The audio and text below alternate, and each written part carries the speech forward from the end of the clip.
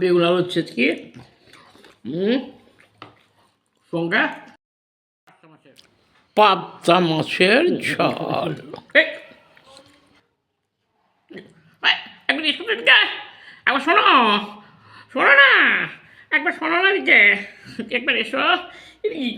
কে হলো কি? খেতে বসে আবার চিল্লাচিল্লি করছে কেন?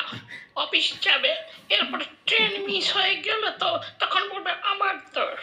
না মানেটা হচ্ছে কি, শোনো না, এই মানে হচ্ছে, মানেটা আবার কি?